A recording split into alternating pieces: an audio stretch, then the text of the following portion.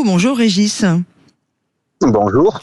Avec Bonjour cette édition un peu spéciale, encore tournée bien sûr sur les incendies et les conséquences de celle-ci, et surtout cette vague de solidarité et de fraternité qu'on a vécue dans notre pays. Vous représentez sur l'antenne de Sud Radio ce matin, Régis, les chasseurs landais, et ces chasseurs landais qui ont été vraiment sur le pont pour aider les pompiers. Alors, on va rappeler, on a eu une évacuation qui a nécessité, des incendies qui ont nécessité l'évacuation de plus de 220 000 personnes entre la fin juillet et cette semaine où ils ont pu commencer à rentrer à la maison. On a vraiment eu besoin de cette solidarité. Régis, comment est née cette mobilisation des chasseurs landais aux côtés des pompiers ? Je crois que c'est vraiment la démonstration de l'esprit du Sud à la landaise.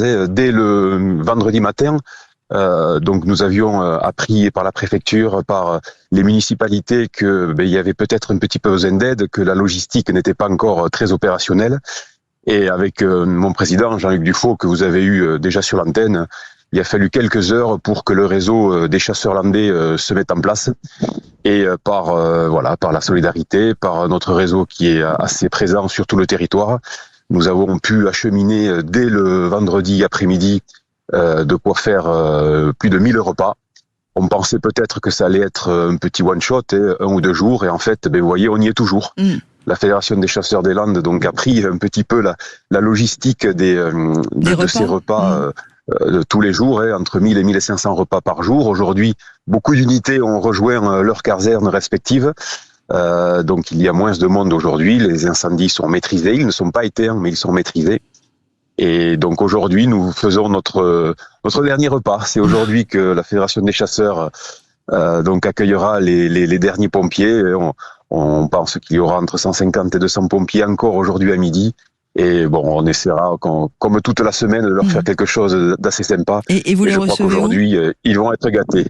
Alors tout ça, c'est au poste de commandement de Biscarrosse. D'accord. Puisque nous avons tout organisé ça sur le poste de commandement, donc à Biscarrosse, là où les incendies ont frappé. Donc nous étions avec les pompiers pendant une semaine, les pompiers de toute la France. Et ça a été une expérience humaine absolument extraordinaire. Et vous venez de nous dire que ce midi, ils vont être particulièrement gâtés pour ce dernier déjeuner offert et préparé par les chasseurs des Landes, c'est-à-dire, il y aura quoi au menu ? Je crois que des généreux donateurs, parce que là aussi, on ne remerciera jamais assez les producteurs locaux, les agriculteurs locaux qui ont donné des produits landais. Et je crois que à midi, pour la 2e fois, ils vont avoir du foie gras d'oie. Donc J'adore. Le meilleur des foie gras. J'adore. Et donc voilà, j'espère que les pompiers seront contents. Régis, mais maintenant, oui. Juste une chose, c'est que vous mettez et vous pointez du doigt quelque chose de très important, c'est que vous avez organisé les repas, il y a eu des donateurs, des producteurs qui sont venus donner de la nourriture, ce qui veut laisser entendre que si on n'avait pas eu toute cette fraternité, qu'est-ce que nos pompiers auraient mangé, quoi ? Alors je crois pas grand-chose, et effectivement il faut le reconnaître. Et c'est pour ça que je parlais de cet esprit du Sud à la landaise. Nous, les chasseurs, c'est vrai que les chasseurs, les agriculteurs, on est souvent présents lorsqu'il y a des crises. Donc ça a été souligné, mais je le souligne à nouveau, puisque faut pas oublier que ces catastrophes, ils se passent sur notre territoire. Notre territoire, nous y vivons, nous le protégeons, nous le préservons. Donc lorsqu'il est blessé, lorsqu'il est touché, nous sommes les premiers à venir à son secours. Et je crois que c'est très très important de maintenir ces actions. Ce lien, et puis cette fraternité. Ouais. Moi, je voudrais vous poser une autre question, et je voudrais parler aux chasseurs que vous êtes. Régis, évidemment, la forêt des Landes et la forêt de Gironde a été particulièrement détruite. J'imagine que vous êtes extrêmement malheureux parce que, contrairement à ce que des mauvaises langues disent, les chasseurs aiment la nature et aiment les animaux. Est-ce que l'on peut faire un point un petit peu sur le massif forestier après ce méga-feu?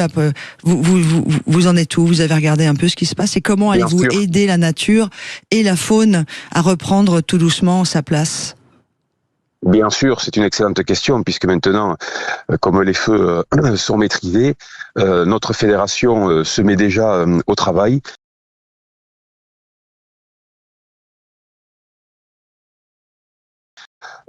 aider cette nature à se reconstruire. Effectivement, vous l'avez dit, il se dit aussi beaucoup de bêtises sur le feu. Alors le feu, c'est une catastrophe, mais en écologie, souvent les catastrophes sont le signe d'un cycle pionnier nouveau qui permet souvent à la nature de se régénérer. Et nous, ce que nous allons faire, c'est que nous allons observer cela. Dans le département des Landes, c'est 3600 hectares qui ont été brûlés. Donc nous allons voir à quelle vitesse la flore revient. Nous allons mettre en place des protocoles très spécifiques parce que nous avons des biotopes qui sont particuliers dans les Landes, avec des landes à bruyère. C'est souvent la partie haute qui a brûlé, les souches n'ont pas brûlé, donc elles devraient repartir assez vite. Concernant la faune, nous allons mettre en place des circuits, probablement avec des caméras thermiques qui vont nous permettre de regarder à quelle vitesse tous ces animaux vont revenir sur le terrain, parce que la nature a horreur du vide, et actuellement ces 3600 hectares effectivement sont un peu vides, mais vous allez voir que d'ici peu de temps, la vie va revenir, la nature se reconstruit, et nous, notre travail, ça va être d'observer comment tout ça va revenir, et lorsqu'il y aura besoin un petit coup de main, là aussi les chasseurs sont toujours mobilisables et mobilisés.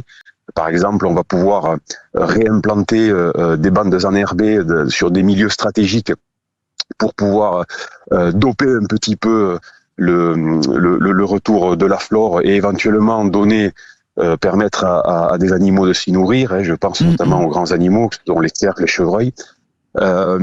Ensuite, sur des zones où peut-être le feu a été un petit peu ralenti, nous allons maintenir ces espèces de barrières écologiques avec des haies.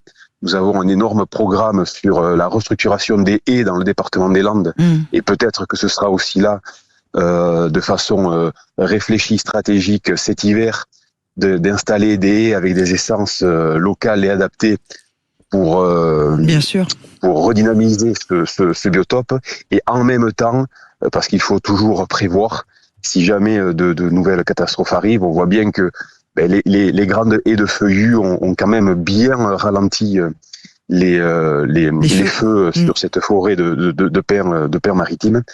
Donc on va travailler tout ça, ça va pas se faire en 10 jours, c'est un travail qui va se faire à partir de maintenant et probablement jusqu'à l'année prochaine. Bien sûr. Pour aider au maximum cette faune et cette flore à reprendre, qui fait partie de notre identité gasconne, et il est impératif que les chasseurs en soient les dépositaires. Et les sauvegardes, et la sauvegarde. Bravo. Merci beaucoup d'avoir été avec nous, Régis Argues. Vous savez Merci à vous. Les micros de Sud Radio où l'on parle vrai vous sont ouverts, et vous n'hésitez pas tout au long de cette reconstruction à faire appel à nos animateurs et autres journalistes pour donner des nouvelles de cette forêt des Landes, de sa faune et de sa flore que vous protégez toute l'année. Je vous remercie beaucoup. Merci à vous. Et comme on dit chez nous, Adichat. Adichat, c'est envoyez-moi un petit morceau de foie gras d'au doigt. J'ai faim.